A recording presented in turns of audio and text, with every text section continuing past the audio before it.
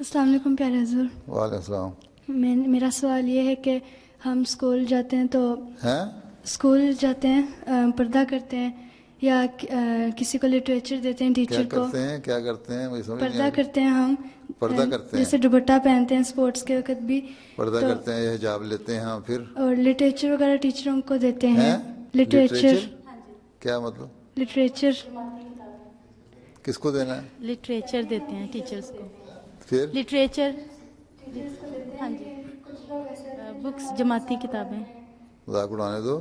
کہتی ہیں کہ ہم ٹیچرز کو دیتے ہیں. یہ سوال یہ ہے کہ تم جو مذاق اڑاتے ہیں ان کو اڑانے دو. نبیوں کا نہیں مذاق اڑاتے رہے. قرآن شریف میں لکھا ہے انبیاء کا بھی مذاق اڑایا جاتا ہے.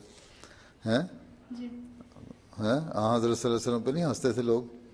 حضرت صلی اللہ علیہ وسلم نے جو پہلے دن جب اپنے رشتہ داروں کو اللہ تعالیٰ کے حکم پہ بلا کے دعوت کی ہیں اور کھانا کھلایا اور کہا کہ اگر میں تمہیں کہوں کہ اس پہاڑ کے پیچھے ایک لشکر کھڑا ہے تو تم میری بات مان لو گے؟ انہوں نے کہا ہاں تم نے کبھی جھوٹ نہیں بولا ہم مان لیں گے. انہوں نے کہا اچھا پھر میں تمہیں یہ کہتا ہوں کہ ایک خدا ہے اس کی عبادت کرو اور اپنے بتوں کو چھوڑ دو. ہیں انہوں نے مذاق اڑانا شروع کر دیا ہنستے ہوئے اور مذاق اڑاتے ہوئے ٹھٹھے کرتے ہوئے چلے گئے. ٹھیک ہے. پھر تو مذاق تو پہلے دن سے ہی اڑ رہا ہے. نبیوں کا اڑتا ہے. پھر جو ظلم ہوتے ہیں وہ جو ظالم جو ظلم کر رہے ہوتے ہیں وہ بھی تو مذاق اڑا رہے ہوتے ہیں. پاکستان میں جب احمدیوں کو پٹائی کر رہے ہوتے ہیں مار رہے ہوتے ہیں گھروں کو آگے لگا رہے ہوتے ہیں تو ساتھ ہنس بھی رہے ہوتے ہیں مذاق اڑا رہے ہوتے ہیں کہ بلاؤ اپنے خدا کو اپنے مسیح کو بلاؤ چھڑا لے تمہیں. تو مذاق تو ہر جگہ ہوتا ہے. اس لیے مضبوط ایمان یہی ہے کہ مذاق اڑانے دو جو مرضی کہتے ہیں کہنے دو اور اپنے کام کیے جاؤ. ٹھیک ہے. آج تم مذاق اڑا لو.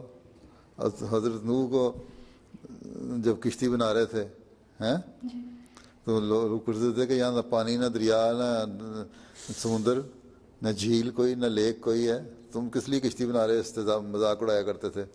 حضرت نوح نے کہا اچھا ٹھیک ہے آج تم میرا مذاق اڑا لو اور جب تم پتہ لگے گا نا جب طوفان آئے گا اللہ تعالیٰ نے مجھے بتایا کہ طوفان آنے والا ہے پھر میں تمہارا مذاق اڑاؤں گا. ٹھیک. تو یہ شروع میں یہی ہوتا ہے جو جب نبیوں کی قوموں میں نا کو اس طرح مذاق اڑایا جاتا ہے. دین کے بارے میں اس طرح مذاق اڑایا جاتا ہے. پھر جب دین غالب آ جاتا ہے پھر کہتے ہیں نہیں ہم تو ویسے ہی کر رہے تھے باتیں فکر نہ کرو. یہ سب مذاق اڑانے والے یا ہوا میں اڑ جائیں گے یا ہمارے ساتھ شامل ہو جائیں گے انشاءاللہ.